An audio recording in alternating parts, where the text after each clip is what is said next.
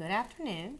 Today we are going to review circles. It is Unit 9 for our testing, but it's Chapter 10 in our textbook. So go ahead and get your paper ready, your calculator ready, and get ready to review.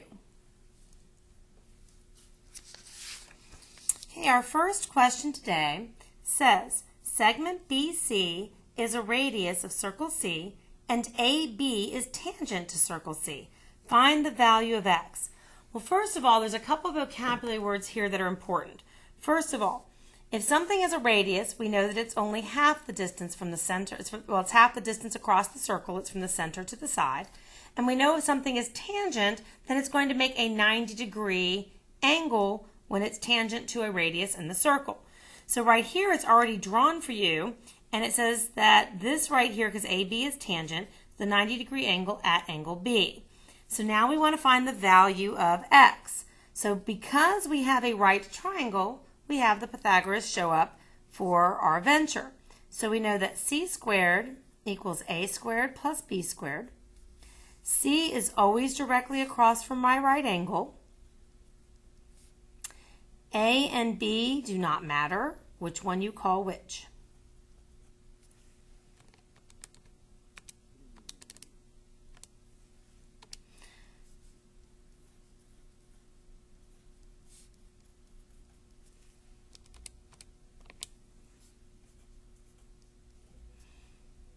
Now bring it over to the other side.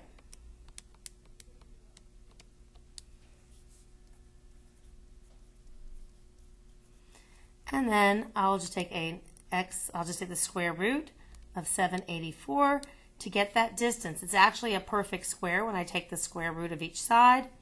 X equals 28. Using the Pythagorean theorem. So how is number 2? That's the basic of that nature, of that problem.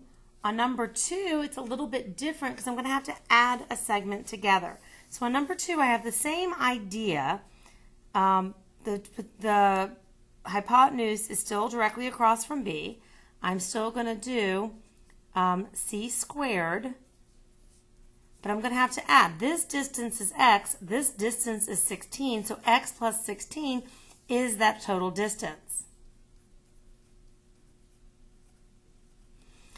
When I have this being squared here, it means that I have x plus 16 times x plus 16. That's what x plus 16 squared means.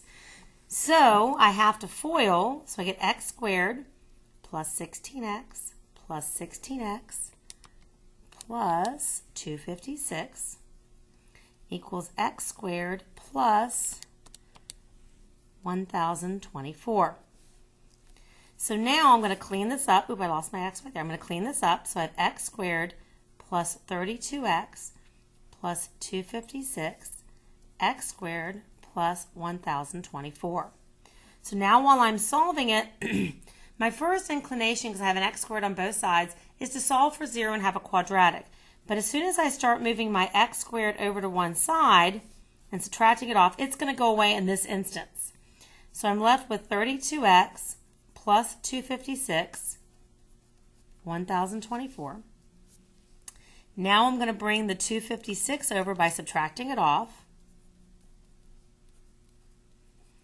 And now I'm going to divide by 32. X equals 24.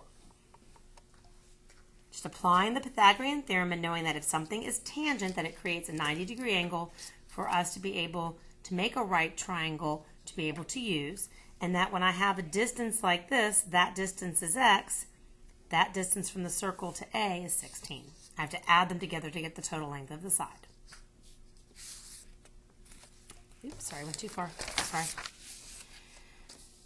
Okay, on my next problem here, it says in the figure, PR and QS are diameters of circle U. Find the measure of the indicated arc. Well, first of all, when I have arc ST, means I'm going to go straight from S to T. I'm not going to go the long way because it would give me a point in between to know to go the other direction. So it's always the shortest distance between the 2 points. It'll tell me with a third point if I need to go the other way. Now, because it said that PR is a diameter and QS is a diameter. What does that mean for the total degrees across a diameter? Exactly. It means that if it's a diameter, I have 180 degrees to play with. So from here to here, I have 180 degrees. I'm missing this sector of the pie right here. So ST, first of all, because this is a central angle, it's the same degree as the degrees across it. They match. So therefore, the measure of ST is going to be the 180 degrees minus 64 minus 42. So it is 74 degrees. That's the missing piece. And because it's a central angle, that's 74 degrees. My arc is 74 degrees as well. Matches when it's a central angle. On number 4, it's now asking me to find the length. Remember I told you were going to have one on your test that's going to have a length. That's when you have to use the proportion, the length of the arc. The arc measure over the total measure of my circle equals my arc length over the total distance around my circle, because arc length is measured on the outside, the total degrees around is circumference, so that's my circumference formula. So I want to find the radius of circle the radius is 5. I want to find the length of that arc. So I know that the arc measure I just found was to be 74 over 360 degrees. I want to find the arc length of arc ST, which is what I just found up here. I want to find the length I drew up here over 2 times pi times 5, because it told me my radius was 5. Now I'm just going to cross multiply. So 360x equals 74 times 2 times pi times 5. Divide by 360.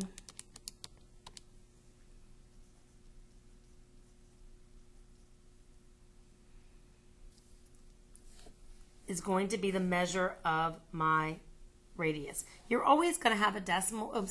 You're always going to have a decimal here. You're going to have to round because of pi, unless you leave it in terms of pi, which is you start getting in higher math, they start saying leave things in terms of pi. That means you just don't factor the pi out. You just leave it there. I'm okay with you just getting a decimal for that answer or whatever it happens to turn out to be. Most of the times it'll say to round your answer to the nearest whatever, because it'll always be a decimal because of pi. You have to know this formula for your test. You have to know this proportion. You have one question on your test that has it on there.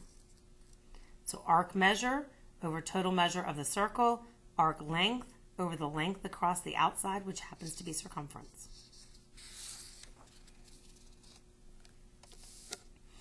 All right, now we're just going to find the measure of the indicated arc using a variety of different theorems. So, on number 5, I have an inscribed angle, and I want to find arc ST, which is right here.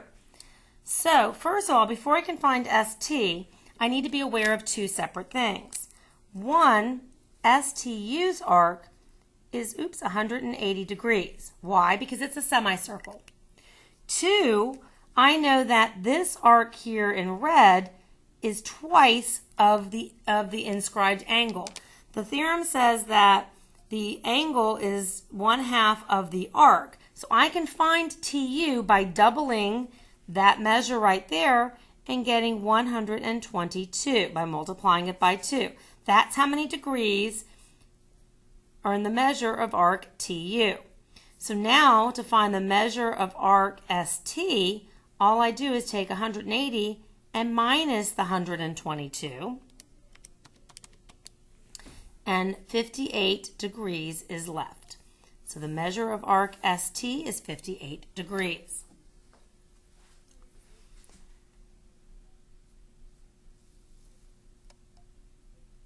On number 6, it's got some funky notation right here. It's supposed to be the measure of angle. They can't do an angle symbol when it imports it from the picture stuff. So it's the measure of angle K is what we are looking for. Okay, again, we had this measure. Remember, angle K is the same thing as the measure of angle JKM. It's the same thing. We're looking for this measurement right here. With that, we have a theorem that tells us that if you have two angles that open up to the same arc, this angle goes right here, and this angle goes right here. They both are the same measure of that arc, then they are congruent to each other. So angle K is just 28 degrees. Or the long route would say JLM is 28, so arc JM is twice that. And then, of course, JKM is half of the 56, which is, again, 28 degrees. On number 7, we want to find the measure of arc AB. Now, I've told you it's the shortest distance, but from arc AB, they're actually talking about the easiest route here, but we'll go ahead and do the other one because it's easy. This is the shortest distance between the two, which is less than the 180. This one was not meant to be complicated, but the way they've drawn it. They're actually the shortest distance under 180 would be a minor arc, so they're actually looking for this measurement here for AB because it should be the shortest distance. So first of all, with that, how do I find the measure from A to B? Well, first of all, I know that angle BA or angle A, however you want to call it, this is 101 degrees. The theorem says if it's 101, its arc is 202 because it's the same as being an inscribed angle. So that the arc length is, the angle is 1/2 of the arc length. So you double it going out. I know completely around my circle is 360 degrees. So I can take the 360 minus the 202 that is there, and that'll give me the arc length on the other side. Is 158. So the measure right here would be 158 degrees. Technically, when it's written as 2 letters, it's supposed to be the shortest way to get there. So there's no discrepancies. I want to follow that rule, even though that's probably not what this picture was talking about, but we're going to follow that rule to be consistent always. Because we're certainly smart enough to handle it. So the measure of arc AB was 158 degrees. Okay, on number 8, it applies another theorem. Again, we know that the angle right here of angle 1 is the measurement of the outer minus the inner. So the measure of angle 1 is 1/2 of whatever here is on the outside minus the 138. So how do I find what's here on the outside? Well, the total distance around the circle should be 360. So that means 222 should be upon the outside. So with that, it's 1/2 of 222 minus the 138 degrees that's there. So the measure of angle 1 is 1/2 of 84 degrees, which means the measure of angle 1 should be 42 degrees. On this one here, because I have the 2 tangents, then I can find the outer piece by 360 minus 138 to find out who's on my outside bit.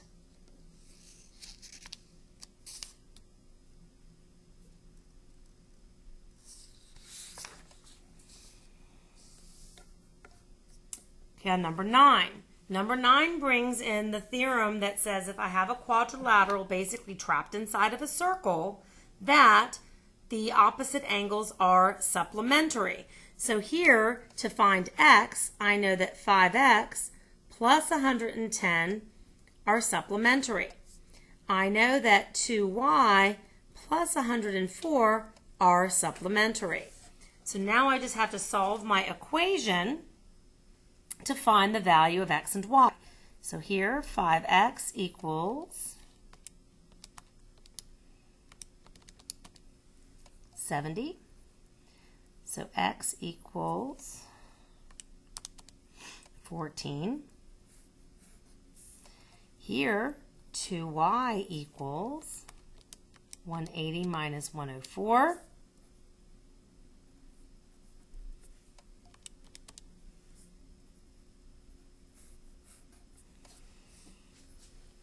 Straightforward, using the theorem that says that the opposite angles are supplementary when a quadrilateral is inscribed inside of a circle.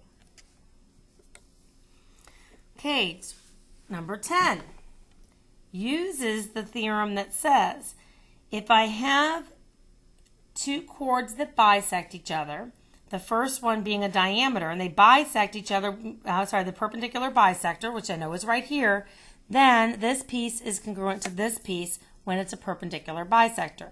So therefore I know that 3x plus 16 would equal 12x plus 7. Now I'm just going to solve for x.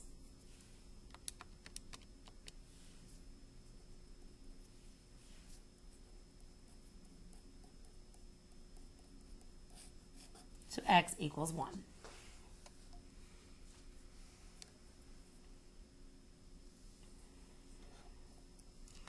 Now number 11 is a little bit different. That's what we did in class these last 2 days.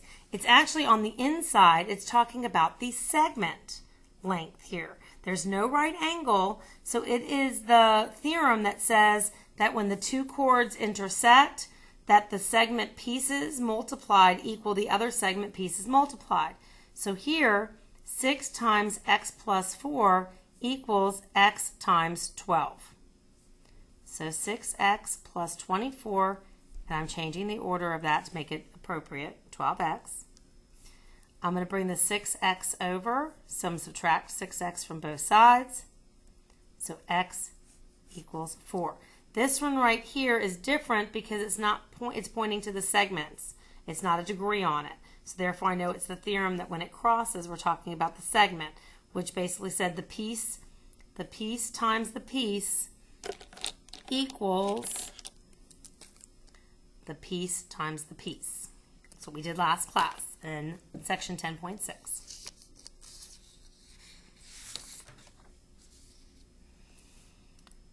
Number 12. Number 12 is what we did last class as well. It's telling me that this is 3x, this is 15, this is 20, and this is x. It's the one that is telling me that what I need to do is that the external, which is 15, times the whole piece, which is 3x plus 15, equals the external, which is 20, times the whole piece, which is x plus 20. So now I'm going to go ahead and distribute. So I get 15, times 3. So I get 45x plus 15 times 15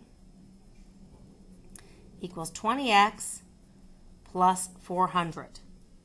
So now I'm going to bring the x's over here by subtracting the 20. I'm going to bring the numbers over here by subtracting the 225.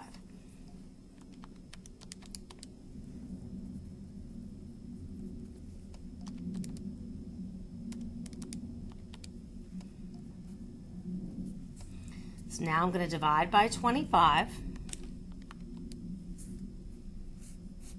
X equals 7. This is also again in section 10.6. Number 13, although it is in the first or second section we do, or the third, it's in section, I think, 10.2 or 10.3. This one is saying that if I have two tangents that meet an external spot, that means these two pieces are congruent to each other. So 4x plus 7 equals 7x minus 8. So I'm going to subtract the 4x to bring it over here, and I'm going to add 8 to bring it over here.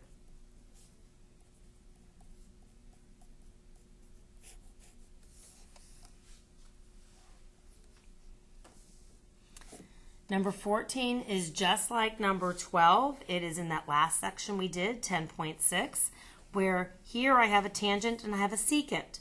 So here we know that the tangent has to be squared because he doesn't have an external piece and a whole piece. So he's squared, and he equals the external times the whole piece. Distribute.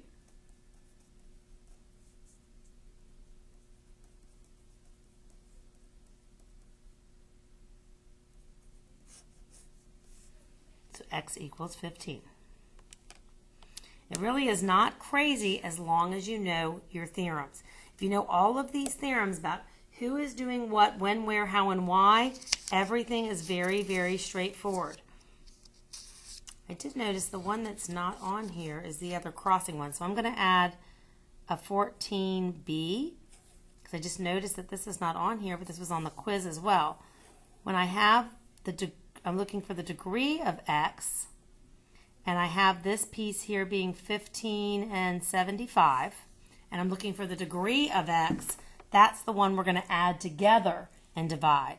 So the angle equals 1/2 of 15 plus 75.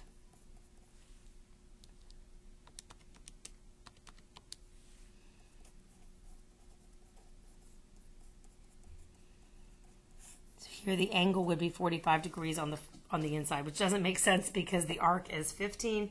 Oh, but it doesn't cross at the center, so that's fine. It does make sense, sorry, because it doesn't cross at the center. My picture just makes it look like that. That theorem was missing. So I want to throw that in.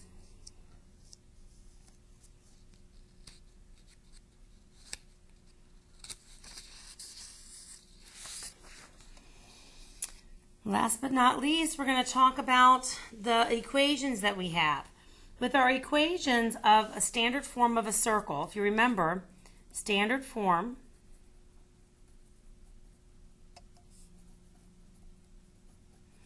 says x minus h squared plus y minus k squared equals my radius squared, where the center of my circle is h k, and then of course r is my radius.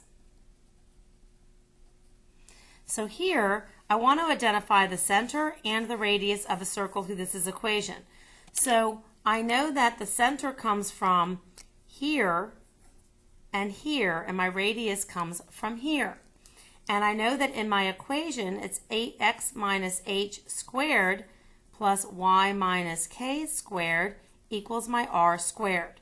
So here my h is going to be 7, my k is going to be 4 to make my center 7, 4. Here, radius squared equals 81, so when I take the square root of both sides, my radius equals 9. You need to be careful and make sure you square root that so it comes out correctly.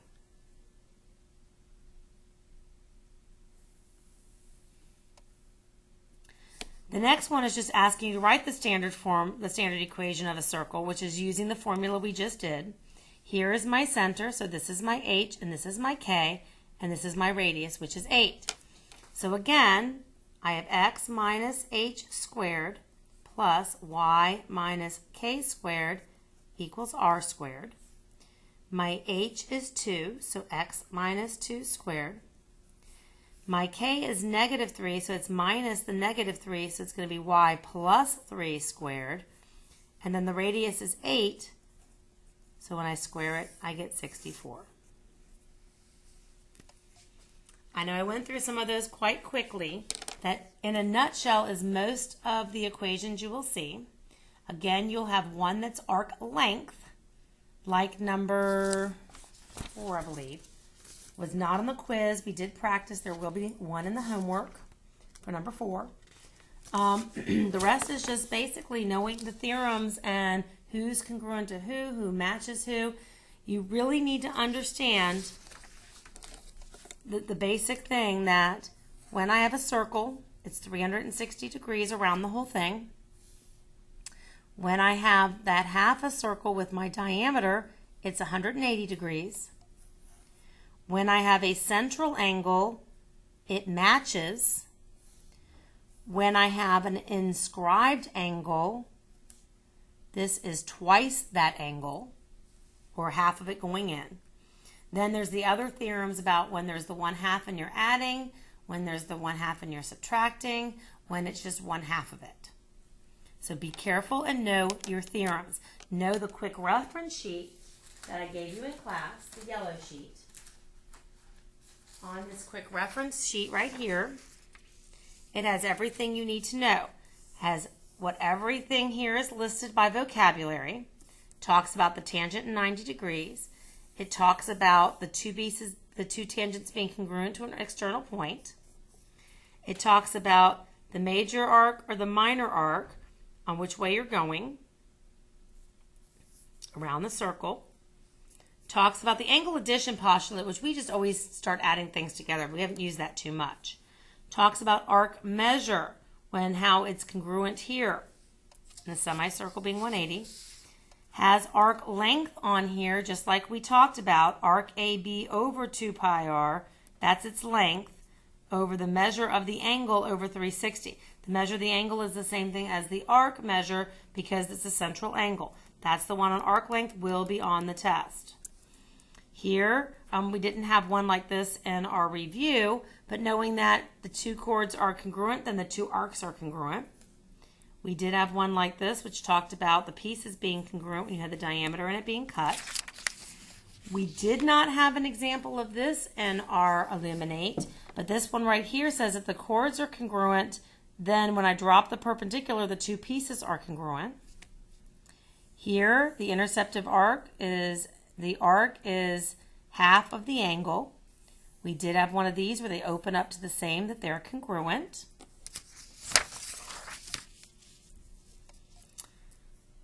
We did not have one of these on our review, but if you have a triangle trapped inside and the longest side is the diameter, then it has to be a right triangle. Here, we did have one about the quadrilateral being supplementary and 180. We did have this one here where the measure of the angle was 1/2 of the arc length. This is the one I drew after the fact that said when you're looking for the angle, so I'm looking for angle 1, it's going to be arc CD plus, it's 1/2 of arc CD plus AB. That here, if I'm looking for the little teeny angle out there, because it's an external crossing, it's going to be the big one minus the little one. Same thing here, big piece minus the little piece. Even though it's a tangent, it doesn't change that theorem. And even if there's two tangents, it doesn't change the theorem. It's still the big piece minus the little piece. 1/2 of it gives me the angle. Then 20 is what we did last class when the two chords intersect on the inside. Then AX plus XC, which is the two pieces created, equals BX plus BD, which is the other chord's two pieces created. We talked about the length right here, that the external times the whole piece equals the external times the whole piece. We talked about as well, if it's a tangent, you're just going to square it or do it twice, and then the external times the whole piece. And then how to find the standard form of the equation of the line. If you know all the theorems on your yellow sheet, you will be 100% good to go. It's a lot of just knowing what to do, when, where, how, and why. Good luck, and I hope the review helped.